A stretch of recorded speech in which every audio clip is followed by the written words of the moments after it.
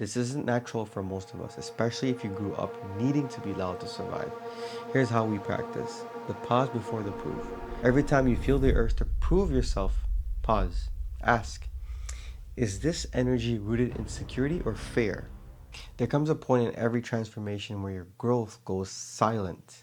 You've fought your battles, you've stretched, you've asked, you've healed, and now you don't feel like the need to shout. You don't post every win, you don't explain every boundaries, you don't rush to defend your value because something deeper has settled in. You no longer need to be seen to know who you are. Welcome to the phase of quiet strength. This isn't weakness, this isn't withdrawal, this is the arrival. Because the most powerful people in the room don't raise their voices, they raise the vibration. Let's begin.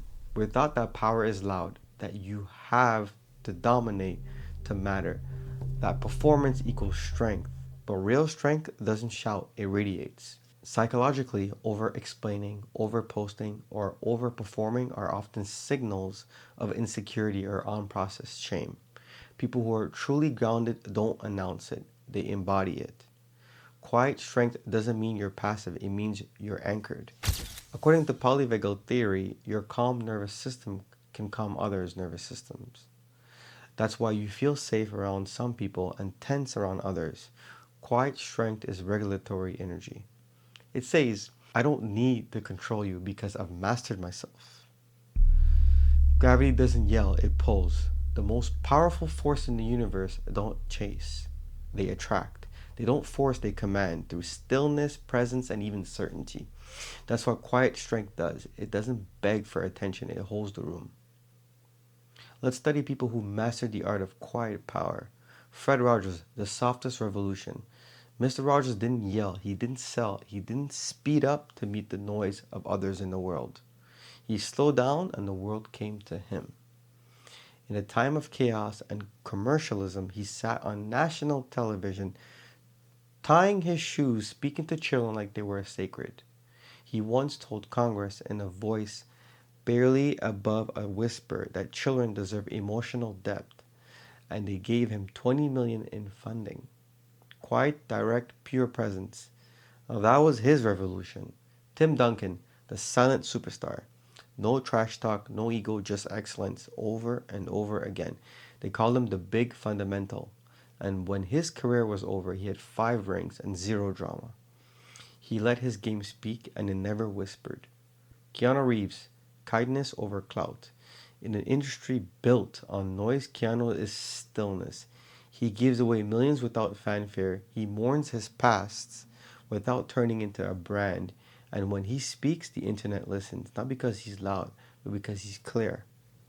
Let's break this down to a model. True quiet strength lives in 3 overlapping layers.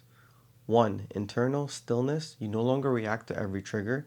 You let people have their noise and choose not to match it. This is nervous system mastery. It's when your calm becomes your superpower.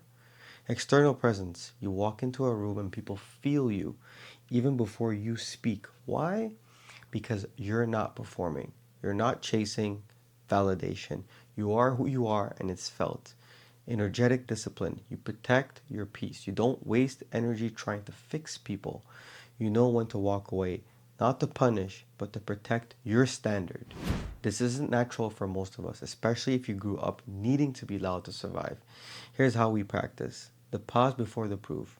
Every time you feel the urge to prove yourself, pause. Ask, is this energy rooted in security or fear? Quiet strength pauses instead of performing. Stillness training. Every morning, sit in silence for 10 minutes. Not to clear your thoughts, but to observe them without reacting. That's where the power really builds. Stillness isn't absence of thoughts, it's mastery of presence. Write this. What would I do today if I didn't need to be liked? Because when your authority comes from within, you stop outsourcing your worth.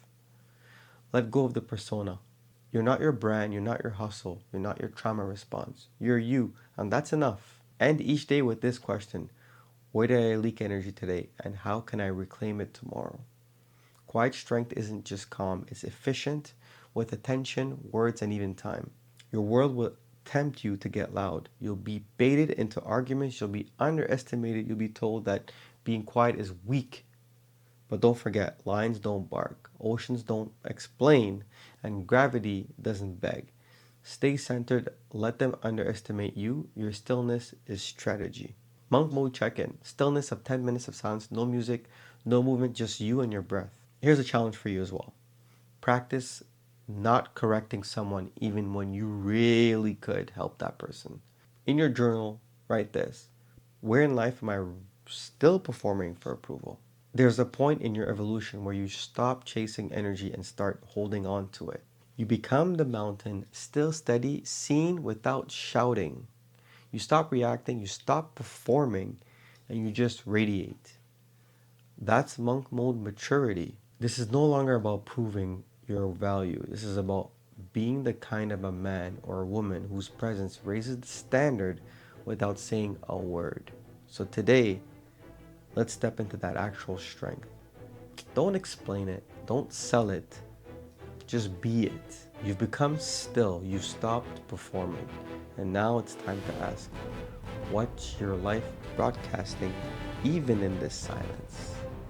Because energy is all about communication, and your life is already sending a message whether you meant to or not. Day 27 is called the signal, and it will show you how to make your presence speak louder than your words. I'll see you in the next one, and don't forget, stay grateful for what you got.